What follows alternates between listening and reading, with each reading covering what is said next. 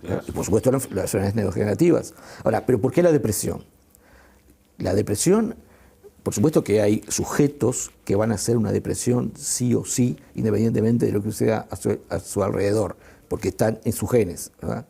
Pero la depresión es una enfermedad, por supuesto, cerebral, que se transforma luego en una enfermedad sistémica. Si querés podemos ver por qué es eso y por qué. Las redes neurales que soportan nuestra vida afectiva, nuestra vida anímica, son redes neurales totalmente plásticas y abiertas al mundo exterior. Entonces, si el mundo exterior cambia, esas redes van a tener que adaptarse y van a tener el riesgo de no adaptarse. La no adaptación es una de las vías de la depresión. Y eso, ¿por qué se puso de moda, digamos? Porque si vemos la evolución de la prevalencia de la depresión en el siglo XX, a principios, por ejemplo, del siglo XX, la prevalencia era 1, 2%. O sea, si vemos de 100 sujetos en un momento dado, 1 o 2 tenían depresión. A finales del siglo XX, 1 de cada 10 tenía depresión, o sea, el 10%. Y ya hay lugares puntuales en el mundo, fundamentalmente en los países desarrollados, donde la prevalencia es aún mayor, ¿verdad? Siendo la depresión una de las enfermedades más frecuentes que hoy está sufriendo el ser humano. Entonces, ¿por qué? O sea, se pone de moda porque hay más. ¿Pero por qué hay más? ¿Verdad? Bueno, hay más porque justamente los desafíos de la vida que hemos generado, que hemos creado, son tan grandes que nuestra capacidad adaptativa no puede hacer frente a esos desafíos. Y esas redes se ponen disfuncionantes. La otra enfermedad o patología, o no sé cómo llamarla, porque estoy entre un experto y tengo miedo de equivocarme, pero es el tema de los ataques de pánico. Estamos escuchando mucho más frecuentemente que alguien tiene ataques de pánico. Yo no sé si antes la gente tenía y no nos enterábamos, pero... Sí, con respecto a los ataques de pánico, la prevalencia no ha aumentado. El tema que antes se tenía, pero no se sabía qué era. Tuvo diferentes tipos de nombres durante el siglo XX. La crisis del soldado, crisis de angustia. Angustia, tenés razón. Pero no ha aumentado. No, eso no, porque la enfermedad, trastorno de pánico, sí depende de alteraciones genéticas bien firmes, que por supuesto pueden haber desencadenantes externos que la favorezcan, pero están muy ligados a lo genético. Igual, por ejemplo, la esquizofrenia. La esquizofrenia no ha aumentado para nada la prevalencia a lo largo de todo el siglo XX y lo que va del siglo XXI. Entre el 0 y el 1% se ha mantenido así de la población la prevalencia de la esquizofrenia. ¿Por qué? Porque son enfermedades que están ligadas fundamentalmente a alteraciones genómicas tempranas en el desarrollo del individuo y que no dependen mucho del ambiente, ¿verdad? En cambio, las enfermedades que dependen del ambiente obviamente van produciéndose a medida que ese ambiente se va transformando en más hostil y va desafiando nuestra estructura adaptativa y bueno, falla esta estructura adaptativa y te enfermas, ¿verdad? Álvaro, hablando de modas, una que en su momento causó mucha sensación y a mí no sé por qué sospecho de que nos hemos acostumbrado y por eso hoy ya no se habla de eso, pero no sé, también tengo la sospecha de que el panorama no ha cambiado mucho y tiene que ver con el famoso déficit atencional y el recetar la famosa Ritalina como el camino más corto para apaciguar a los niños y con consecuencias futuras no evaluadas. ¿Cuál es el panorama? Bueno, el panorama es que en el déficit atencional existe, digamos, algo muy parecido a lo que sucede en la depresión. Hay genes que están vinculados a alteraciones biológicas muy precisas que llevan a que los sujetos que tienen un déficit atencional con hiperactividad o con impulsividad, porque hay dos grandes tipos, pueden predominar fundamentalmente el déficit atencional en sí mismo o la impulsividad, claro, o los dos. Sí. O sea, en realidad lo que se está produciendo ahí es una alteración en el desarrollo de la corteza frontal de esos individuos, en el cual no es performante y lo que se produce es que el lóbulo frontal, que es el que genera las representaciones mentales con las cuales interactuamos con el mundo, no puede generar una focalización en la cantidad de información que ingresa y debe procesar, no la puede filtrar, y bueno, el chico o el adulto, ¿no? Porque hay adultos con déficit atencional, tiene mucha dificultad en poder mantener en el tiempo cerebral, una información como para poder desarrollar una task, es decir, una serie de eventos ejecutivos, y se distrae, ¿verdad? Y eso, por supuesto, baja dramáticamente la eficiencia para estudiar, para trabajar, para lo que sea.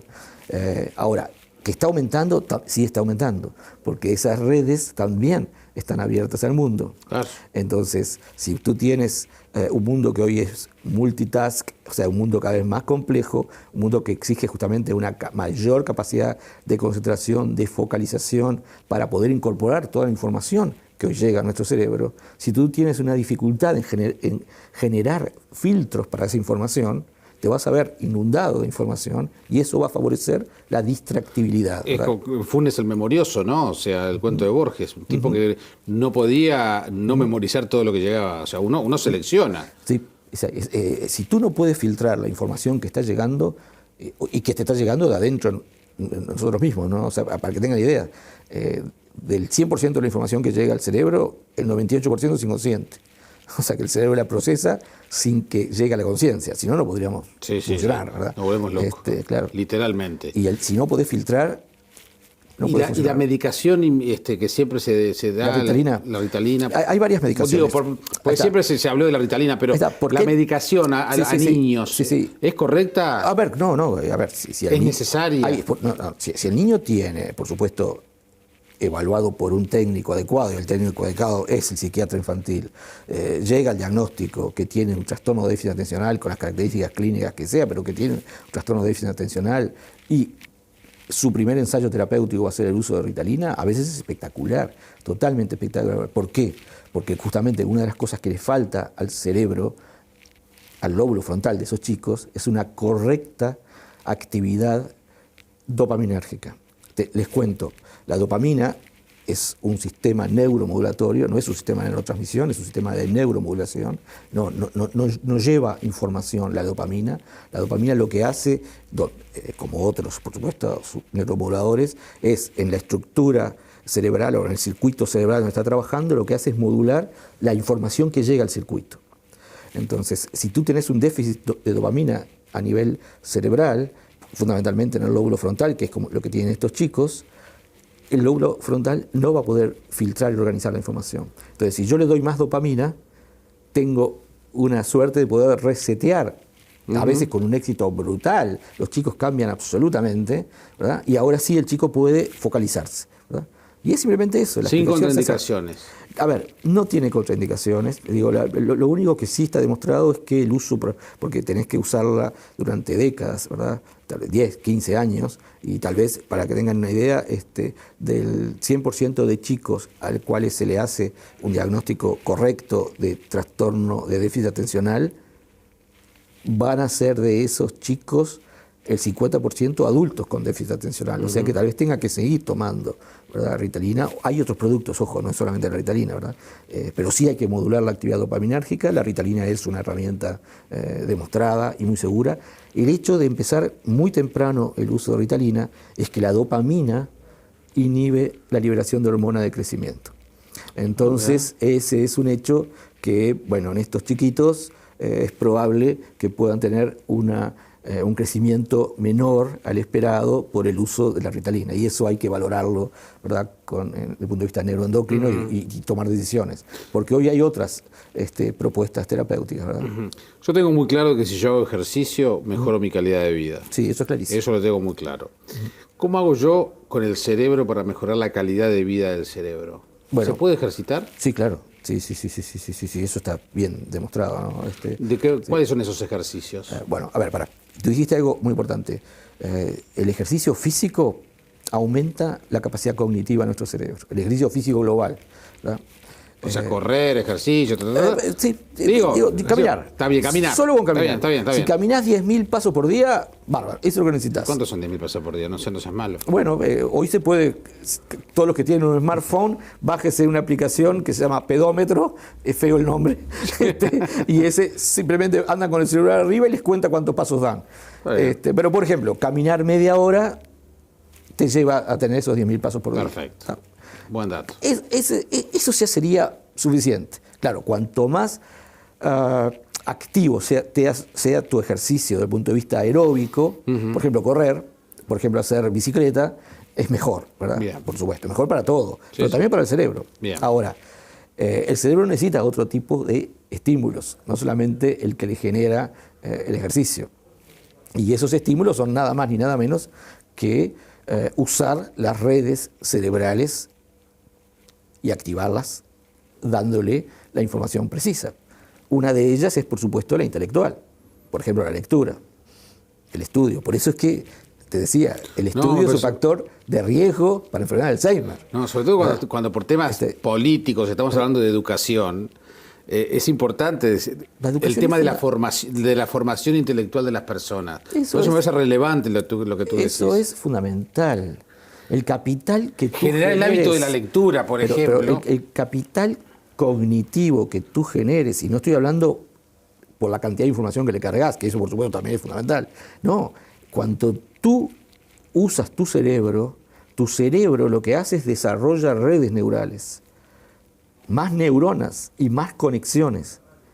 Es decir, y lo mismo que pasa con el músculo. Si yo hice atletismo durante mis primeros 20 años de vida, voy a tener una masa osteomuscular totalmente distinta a un chico que fue un sedentario toda la vida. Claro. Lo mismo pasa con el cerebro. Si yo mi cerebro lo usé porque soy músico, soy matemático, soy periodista, soy ingeniero, y perdóneme, esto no es una distinción social, pero ojo, aquellos que, por ejemplo, son obreros y que no han usado su cerebro, lo han usado fundamentalmente para hacer cosas muy simples. O sea, pueden ser los mejores en su habilidad. Pero su cerebro no está desarrollado. Claro. Tienen menos capital neuronal. Ese es el tema. No solamente información. La película Tiempos Modernos de Chaplin. Si el tipo solo apretaba la tuerca, capaz que era el mejor tipo que apretaba tuerca. Claro. Pero no tenía desarrollo por otro lado. Los datos muestran claramente, las personas que no tuvieron un desarrollo cerebral adecuado, es decir, no tuvieron una educación adecuada y no generaron esos circuitos neuronales, no lo vas a generar después. O sea que... Y a su vez, volvamos al día del Alzheimer que soy, sí. Esas personas, si hacen una enfermedad de Alzheimer, las características es que se deterioran inmediatamente. Claro, porque si tú vas a tener una caída, no es lo mismo caer desde acá que caer desde acá. Porque si yo caigo desde acá, ¿verdad? Tal vez me muera antes. Este tipo cae desde una altura tan chiquita que a los 2 años está tan deteriorado que no puede hacer nada.